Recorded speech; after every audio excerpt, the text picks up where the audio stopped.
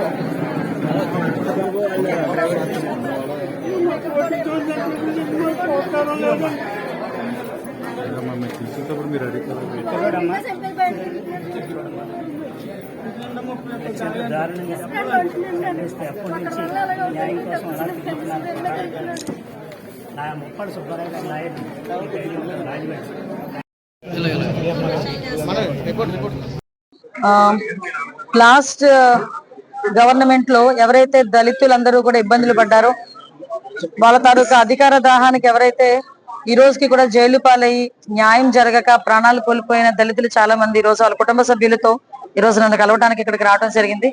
అందులోని అనంతబాబు వాళ్ళ పేరెంట్స్ గాని అనంతబాబు వాళ్ళ పేరెంట్స్ అనంతబాబు చంపిన సుబ్రహ్మణ్యం డ్రైవర్ సుబ్రహ్మణ్యం వాళ్ళ పేరెంట్స్, అదే విధంగా మనకి కోడికత్తి శ్రీను వాళ్ళ బ్రదరు, అదే విధంగా మనకి గౌరీ శంకర్ శిరోముండనం కేసు వాళ్ళ కమిటీ వాళ్ళందరూ కూడా ఇక్కడికి రావడం జరిగిందండి.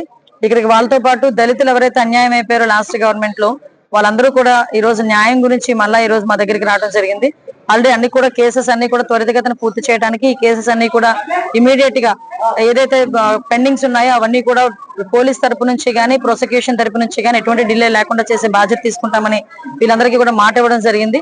అతి ముఖ్యంగా ఈ రోజు అనంతబాబు చేసిన హత్య ఏదైతే ఉందో డ్రైవర్ సుబ్రహ్మణ్యం కేసులో అనంతబాబుతో పాటు వాళ్ళ కుటుంబ సభ్యులను కూడా దోషుల కింద గుర్తించాలి అని చెప్పి వీళ్ళు ఒక రిప్రజెంటేషన్ కూడా ఇవ్వడం జరిగింది. డెఫినెట్ గా ఆ కోణం నుంచి కూడా ఎంక్వైరీ చేయమని డిపార్ట్మెంట్ వారిని కూడా ఆదేశిస్తాం ఈ రోజు. అదేవిధంగా అందరికీ కూడా ఏ రోజు ఆ టైంలో దళితుల డాక్టర్ సుధాకర్ గారు కానీ ఆల్రెడీ అది సిబిఐ ఎంక్వైరీలో కూడా ఉంది. మన వరప్రసాద్ శిరోముండనం కేసు ఒకటి ఉంది. ఇలాంటివి లాస్ట్ గవర్నమెంట్ లో దళితుల మీద జరిగిన అఘాయిత్యాలు చాలా కోకొల్లలు ఉన్నాయి.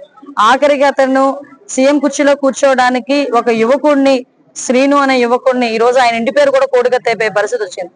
ఆయన మీద కావాలని చేసిన కుట్ర. ఈ రోజుకి కూడా అబ్బాయిని ఎలా ఇబ్బంది పడుతున్నారంటే, ఆ శ్రీని ఎలా ఇబ్బంది పెడుతున్నారంటే కోర్టుకి కూడా ఈ రోజు వరకు కూడా అప్పీల్ కాలకుండా అతను ఈ రోజుకి కూడా చెప్తున్నాడు నాతో, అమ్మ ప్రతి వారం కూడా నేను వెళ్ళి పోలీస్ స్టేషన్కి వెళ్ళి సంతకం పెట్టి రావాలమ్మా, నేను ఇప్పుడు అక్కడ జైల్లో ఉండి చదువుకున్నాను, ఇంకా నేను ఫర్దర్ గా ఉద్యోగం చేయాలన్నా కూడా ఈ కేసు నాకు చాలా అడ్డంకిగా ఉంది, ఏదో రకంగా నాకు న్యాయం చేయండి అని చెప్పి ఆ కుర్రోడు కూడా వచ్చి బాధపడడం జరిగింది. వీటన్నిటి మీద కూడా ఒక పరిష్కారం యాజ్ వెల్ యాజ్ పాసిబుల్ పరిష్కారం తీసుకుని వాళ్ళందరికీ కూడా న్యాయం చేస్తామని మాత్రం నేను మీ అందరికీ కూడా తెలియజేసుకుంటున్నాను.